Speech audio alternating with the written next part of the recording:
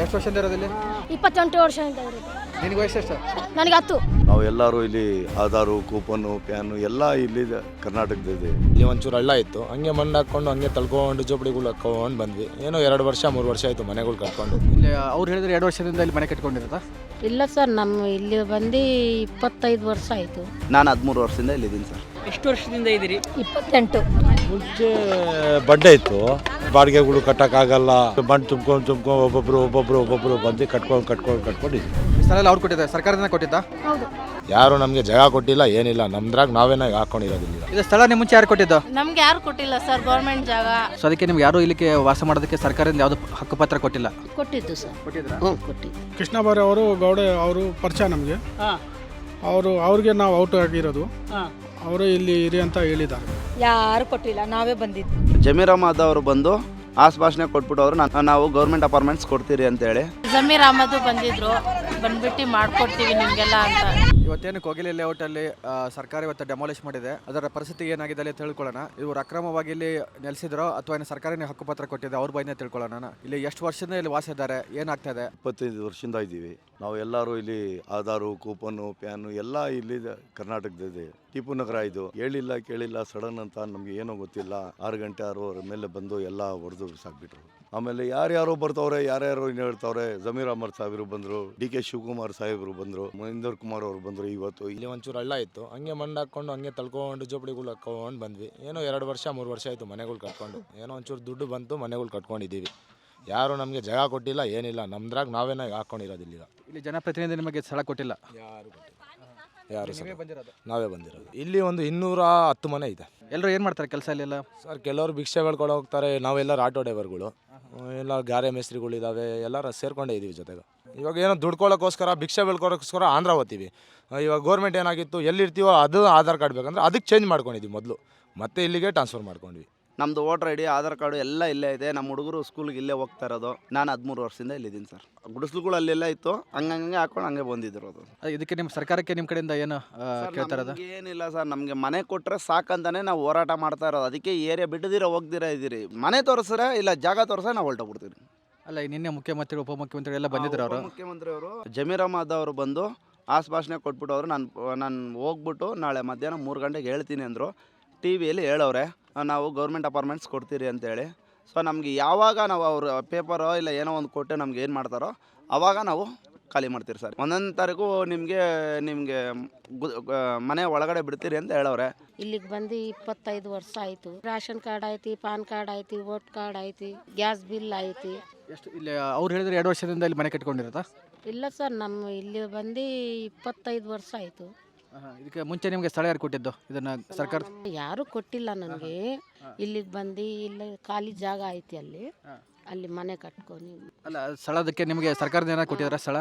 ಅದು ಸರ್ಕಾರ ಕೇಳಿದ್ದು ಓಟ್ ಹಾಕ್ತಾ ಇತ್ತಲ್ಲ ಸರ್. ಪೀಟರ್ ನಿಲ್ ಹಾಕಿದ್ದು, ರೋಟ್ ಹಾಕಿದ್ದು, ಚಾಂಬಾರ್ ಹಾಕಿದ್ದು ಎಲ್ಲರೂ ನಮ್ಮ ಕೃಷ್ಣ ಬೈರೇಗೌಡ ಸಾರ್. ಕಬ್ರಸ್ತಾನ್ಗೆ ಜಾಗ ಕೊಟ್ಟಿದ್ದು 5 ರೂಪಾಯಿ ಕ್ಯಾನ್ ಹಾಕ್ತೆ ನೀರು ಬರ್ತದೆ. ಅಲ್ಲ, ಈಗ ನೀವು ಶಾಸಕರನ್ನ ಕೇಳ್ಬೋದಾಗಿತ್ತಲ್ಲ, ಅವರೇನು ಇವಾಗ ನೀರಿನ ವ್ಯವಸ್ಥೆ ಮಾಡಿದ್ದಾರೆ, ಕರೆಂಟ್ ವ್ಯವಸ್ಥೆ ಮಾಡಿದ್ದಾರೆ ಅಂದರೆ ಇದನ್ನು ಇಲ್ಲಿಗಲ್ಲಿ ಹೇಗಾಯಿತು ಅಂತ. ಸೊ ಅದಕ್ಕೆ ನಿಮ್ಗೆ ಯಾರು ಇಲ್ಲಿಗೆ ವಾಸ ಮಾಡೋದಕ್ಕೆ ಸರ್ಕಾರದಿಂದ ಯಾವುದು ಹಕ್ಕುಪತ್ರ ಕೊಟ್ಟಿಲ್ಲ? ಕೊಟ್ಟಿದ್ದು ಸರ್. ಕೊಟ್ಟಿದ್ರಾ? ಕೊಟ್ಟಿದ್ದು ನಮ್ಗೆ ಕೊಟ್ಟಿದ್ದು. ಯಾರು ಕೊಟ್ಟಿದ್ರು?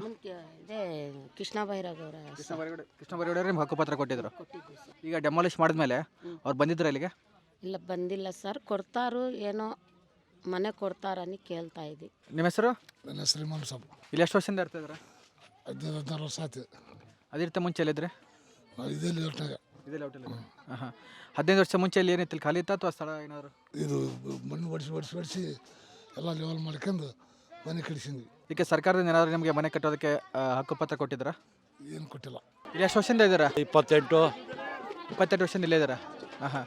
ಇಲ್ಲಿ ಮುಂಚೆ ಏನಿತ್ತು? ಇಲ್ಲಿ ಮುಂಚೆ ಬಂಡೆ ಇತ್ತು, ಆಮೇಲೆ ಸ್ವಲ್ಪ ಮಣ್ಣು ಮುಚ್ಚೋ ಇಲ್ಲಿ ಬಾಡಿಗೆ ಮನೆಗಳಲ್ಲಿ ಇದ್ರಲ್ಲ, ಅವ್ರು ಬಂದು ಬಾಡಿಗೆಗಳು ಕಟ್ಟೋಕ್ಕಾಗಲ್ಲ ಅಂದ್ಬಿಟ್ಟು ಬಂದು ಮಣ್ಣು ತುಂಬ್ಕೊಂಡು ಒಬ್ಬೊಬ್ರು ಬಂದು ಕಟ್ಕೊಂಡಿದ್ರು. ಈಗ ಸರ್ಕಾರ ಏನು ಹೇಳ್ತಾ ಇದೆ? ಸರ್ಕಾರ ಏನೋ ಒಂದು ಅನುಕೂಲ ಮಾಡಿಕೊಡ್ತೀವಿ ಅಂತ ಹೇಳೋರೆ. आप कितने साल से इधर रहते हैं? 10 साल से ही। आप क्या करते हैं काम? मैं क्या करूँ, अब बोलो घर में ही हूँ। बेटा का ऑटो है, उन्हें 4 बच्चे उसे। आप किधर से? इधर मूलतः इधर है और किधर? इधर ही चाहिए ना। ನಿನ್ನ ಹೆಸರು? ಗೌಸ್. ಅಲ್ಲ, ಯಾವ ಸ್ಕೂಲು? ಪ್ರೇಮ ಸ್ಕೂಲ್. Primary school. ಹ್ಞೂ ಓಕೆ, ಎಷ್ಟು ವರ್ಷದಿಂದ ಇರೋದಿಲ್ಲಿ? 28 ವರ್ಷದಿಂದ ಇರೋದು. ನಿನಗೆ ವಯಸ್ಸು ಎಷ್ಟು? ನನಗೆ 10. 10. ಹ್ಞೂ 10 ವರ್ಷದಿಂದ ಇಲ್ಲೇ ಇರೋದು. ಓಕೆ ಬೆಳೆದಿರೋದಿಲ್ಲೇ ಹುಟ್ಟಿರೋದಿಲ್ಲೇ. ಓಕೆ. ಒಟ್ಟು ಎಷ್ಟು ಜನ ಇದ್ದಾರೆ ಇಲ್ಲಿ? ಮನೆಗಳು ಎಷ್ಟಿದಾವೆ ಇಲ್ಲಿ? 75 ಮನೆ ಇದೆ. 75 ಮನೆಗಳು. ಹ್ಞೂ ಮನೆ ಮುಂಚೆ ಯಾರು ಕೊಟ್ಟಿದ್ರು ನಿಮಗೆ ಇಲ್ಲಿ? ಇದು ಮುನಿಕೃಷ್ಣ ಅಣ್ಣ ಅವರು ಕೊಟ್ಟಿರೋದು ನಮಗೆ. ಈ ಸ್ಥಳ ಎಲ್ಲ ಅವ್ರು ಕೊಟ್ಟಿದ್ದಾರೆ, ಸರ್ಕಾರದಿಂದ ಕೊಟ್ಟಿದ್ದ? ಹೌದು. ಮನೆ ಬೇಕು ನಮಗೆ. ಎಷ್ಟು 13 ದಿನ ಆಯಿತು. ಇದು ಸ್ಥಳ ನಿಮ್ಮ ಮುಂಚೆ ಯಾರು ಕೊಟ್ಟಿದ್ದು? ನಮ್ಗೆ ಯಾರು ಕೊಟ್ಟಿಲ್ಲ ಸರ್, ಗೌರ್ಮೆಂಟ್ ಜಾಗ. ನಾವು ಬಂದಿದ್ದಿ, ಆಮೇಲೆ ಗೌರ್ಮೆಂಟ್ ಅವ್ರಿಗೆ ಹೇಳಿ ನಾವು ಪತ್ರ ಮಾಡ್ಕೊಂಡಿದ್ವಿ. ID ಆಧಾರ ಎಲ್ಲ ಗೌರ್ಮೆಂಟಿಂದಾನೇ ಆಗಿತ್ತು ಸರ್. ನಮಗೆ ಜಮೀರ್ ಅಹಮದ್ ಬಂದಿದ್ರು, ಬಂದ್ಬಿಟ್ಟು ಮಾಡ್ಕೊಡ್ತೀವಿ ನಿಮಗೆಲ್ಲ ಅಂತ. ಇವಾಗ ಬಂದು ಏನು ಹೇಳ್ತಾರೆ ನೋಡಬೇಕು. ಶಾಂಕ್ಷನ್ ಆಗೈತು, ಗ್ರೂಪಲ್ಲಿ ಕಳಿಸಿದ್ದಾರೆ, ಮನೆ ಕಳಿಸಿದ್ದಾರೆ. ಮೊನ್ನೆ ತಾರೀಕು ಬಂದು ಬೀಗ ಕೊಡ್ತೀನಿ ಅಂತ ಎಲ್ಲರಿಗೂ ಹೇಳಿದ್ರಂತೆ. 25 साल से है पेपर, आधार कार्ड, आइडेंटिटी कार्ड, स्कूल का और रेशन कार्ड सभी है.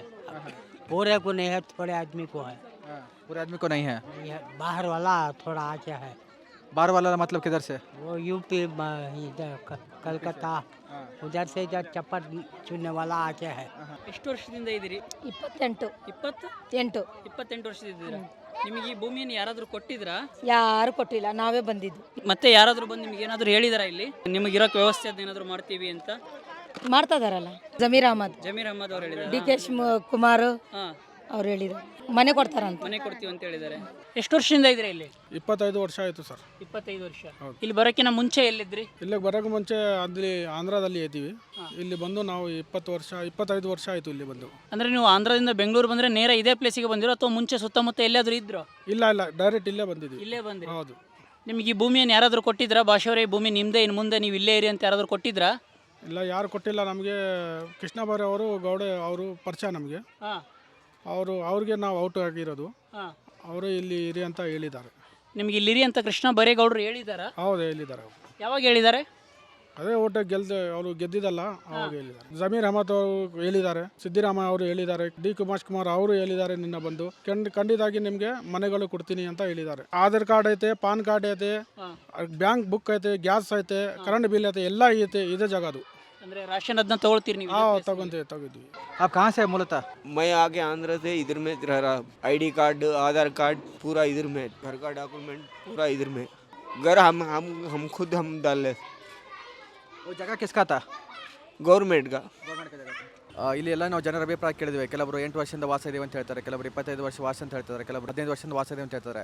ಜನರು ಹೇಳಿರೋ ಹಾಗೆ ಇಲ್ಲಿ ಮುಂಚೆ ಖಾಲಿ ಜಾಗ ಇತ್ತು. ಖಾಲಿ ಜಾಗದಲ್ಲಿ ಇವರು ಅಕ್ರಮವಾಗಿ ಬಂದು ಇಲ್ಲಿ ನೆಲೆಸಿದ್ದಾರೆ. ವೇಣುಗೋಪಾಲ್ ಹೇಳಿದ ತಕ್ಷಣ ಇವತ್ತು ಡೆಮಾಲಿಷ್ ಆದ್ಮೇಲೆ ಸರ್ಕಾರ ಯಾಕೆ ಎಷ್ಟು ತರಾತುರಿತಲ್ಲಿ ಅವರು ಬೇರೆ ಕಡೆ ಮನೆ ಕಟ್ಟೋದಕ್ಕೆ ಮುಂದಾಗಿದ್ದಾರೆ. ನಮ್ಮದೇ ಜನರು ಇವತ್ತು ರಾಜರಾಜೇಶ್ವರಿನಗರದಲ್ಲಿ ಮನೆಗಳನ್ನ ಡೆಮಾಲಿಷ್ ಮಾಡಿದ್ರು. ಉತ್ತರ ಕನ್ನಡ ಜನಗಳಲ್ಲಿ ಸುಮಾರು 300 ಮನೆಗಳನ್ನು ಡೆಮಾಲಿಷ್ ಮಾಡಿದ್ರು. ಅಲ್ಲಿ ಸರ್ಕಾರ ಇವತ್ತಿನವರೆಗೆ ಯಾವುದೇ ರೀತಿಯ ಪ್ರತಿಕ್ರಿಯೆ ತೋರಿಸಿಲ್ಲ. ಅವ್ರಿಗೆ ಮನೆಗಳನ್ನು ಕೊಟ್ಟಿಲ್ಲ. ಬಿಜಾಪುರ ಮತ್ತೆ ಕಲಬುರಗಿ ಜಿಲ್ಲೆಯಲ್ಲಿ ಬೇಕರ್ ಪ್ರವಾಹ ಬಂದಾಗ ಅಲ್ಲಿ ಯಾವುದೇ ರೀತಿಯ ಸ್ಪಂದನೆ ಕೂಡ ಕೊಡಲಿಲ್ಲ. ಮುಖ್ಯಮಂತ್ರಿ ಆಗಲಿ ಅಥವಾ ಉಪಮುಖ್ಯಮಂತ್ರಿ ಆಗಲಿ ವಿಸಿಟ್ ಮಾಡಿ ಭೇಟಿ ಕೊಡಲಿಲ್ಲ. ಆದರೆ ಇವತ್ತು ಇಲ್ಲಿ ಕೋಗಿಲೆ ಲೇಔಟಲ್ಲಿ ಅಕ್ರಮವಾಗಿ ನೆಲೆಸಿರುವಂಥ ಜನರ ಮೇಲೆ ಇಷ್ಟೊಂದು ಪ್ರೀತಿ ಯಾಕೆ? ಇವರು ನಿಜವಾಗ್ಲೂ ಕನ್ನಡಿಗರ? ವಲಸಿಗೆ ಬಂದ ನಂತರ ಬೇರೆ ಮೇಲೆ ಅಷ್ಟೊಂದು ಪ್ರೀತಿ ಯಾಕೆ? ರಾಜ ಕಾಲುವೆಯಲ್ಲಿ ವಾಸಿರುವಂಥ ಮನೆಗಳನ್ನು ಡೆಮಾಲಿಷ್ ಮಾಡ್ತಾರೆ. ಅಲ್ಲಿ ಯಾವುದೇ ರೀತಿಯ ಪರಿಹಾರ ಘೋಷಣೆ ಮಾಡಿಲ್ಲ. ಇವತ್ತು ಬೆಂಗಳೂರಿನಲ್ಲಿ 35-40 ಲಕ್ಷ ಸ್ವಂತ ಖರ್ಚಿನಲ್ಲಿ ಸ್ವಂತ ಖರೀದಿ ಮಾಡಿರುವಂಥ ಮನೆಗಳನ್ನು ಕಟ್ಟಿದರೆ ಇವತ್ತು ಸರ್ಕಾರ ಕರೆಂಟ್ ಕೊಟ್ಟರೆ ನೀರು ಕೊಟ್ಟಿಲ್ಲ, ನೀರು ಕೊಟ್ಟ ಕರೆಂಟ್ ಕೊಟ್ಟಿಲ್ಲ. ಆ ಪರಿಸ್ಥಿತಿಯಲ್ಲಿ ಇವತ್ತು ಬೆಂಗಳೂರಲ್ಲಿ ಜನ ಇದ್ದಾರೆ.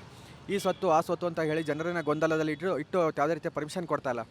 ಆದರೆ ಇವತ್ತು ಅಕ್ರಮವಾಗಿ ನೆಲೆಸಿರುವಂಥ ಜನರಿಗೆ ಇವರು ಎಡೆದಿಂದಲೇ ಮನೆಗಳನ್ನು ಕಟ್ಟಿಕೊಡ್ತೀನಿ, ಅವರಿಗೆ ವಾಸಕ್ಕೆ ನಾವು ಸ್ಥಳ ಅಪಾರ್ಟ್ಮೆಂಟ್ ಕೊಡ್ತೀವಿ ಅಂತ ಹೇಳ್ತಿದ್ರು. ಅಂದರೆ ಇವರು ಯಾರು ಪರವಾಗಿದ್ದಾರೆ? ಇವರು ಕನ್ನಡಿಗರ ಪರವಾಗಿದ್ದಾರೋ ಅಥವಾ ವಲಸಿಗರ ಪರವಾಗಿದ್ದಾರೋ?